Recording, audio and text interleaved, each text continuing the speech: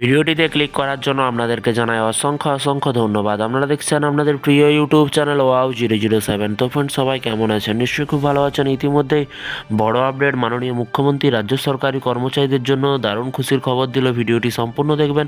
চ্যানেলে যারা এই ভিডিওটি প্রথম দেখছেন, চ্যানেলটিকে ফলো করুন।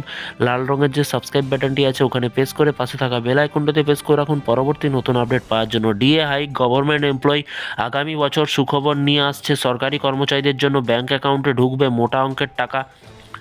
নতুন বছরে ভালো খবর নিয়ে আসতে সরকারি কর্মচারীদের জন্য জানুয়ারি মাসে পড়তেই কিন্তু খুশির দিন আসতে চলেছে রাজ্যের সরকারি কর্মচারীদের জন্য। বেতন বেড়ে যাবে এক নিমেষেই এবং মোট টাকা ঢুকবে কিন্তু সরকারি কর্মচারীদের অ্যাকাউন্টে। মোটা টাকা ঢুকবে এক লাফে। এতটা বেতন কিন্তু বেড়ে যাওয়া মানে কিন্তু সত্যি আনন্দের বিষয়। দীর্ঘ অপেক্ষায় দিন শেষ হতে চলেছে, কারণ এক ধাক্কায় কিন্তু 8% ডিএ বৃদ্ধির ঘোষণা করা হলো। নতুন বছর কিন্তু ভালোই কাটবে সরকারি কর্মচারীদের, কারণ একসঙ্গে এতটা বেতন যখন অ্যাকাউন্টে ঢুকবে তখন খুশি হওয়াটা কিন্তু স্বাভাবিক। মহার্ঘ ভাতা বাড়ানোর জন্য অনেক দিন ধরে কিন্তু সরকারি কর্মচারীরা আন্দোলন করছিলেন এবং কিন্তু সব জল্পনা কল্পনা অবসান ঘটিয়ে অবশেষে বাড়াতে চলেছে মহার্ঘ ভাতা। তবে সরকারিভাবে এখনও পর্যন্ত তেমন কোনো কিছু প্রকাশ্যে আসেনি।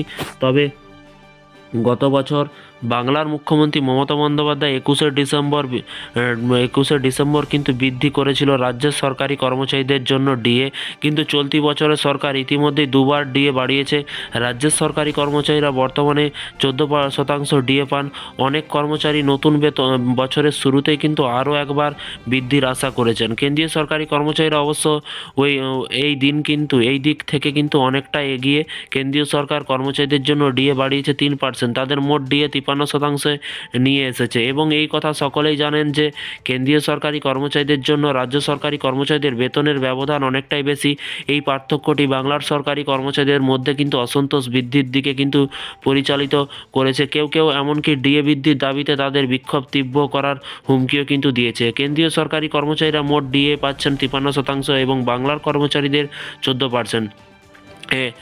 এতটা ব্যবধান রাজ্যের কর্মচারীদের মধ্যে এক অসন্তোষ সৃষ্টি করেছে। এছাড়াও কেন্দ্রীয় সরকারি কর্মচারীদের জন্য অষ্টম বেতন কমিশন শীঘ্রই কিন্তু ঘোষণা হবে বলে কিন্তু আশা করা হচ্ছে, যা সরকারি কর্মচারীদের ন্যূনতম বেতন বৃদ্ধি করতে পারে। এতদিন পর্যন্ত 38% ডিএ পাচ্ছিলেন সরকারি কর্মচারীরা, এবার তা বেড়ে দাঁড়ালো কিন্তু 46%। কেন্দ্রীয় হারে ডিএ অনেক দিন ধরেই কিন্তু লড়াই চালাচ্ছে সরকারি কর্মচারীরা। এখানেই শেষ নয়, সরকারের পক্ষ থেকে ঘোষণা করা হচ্ছে যে 8% ডিএর কথা।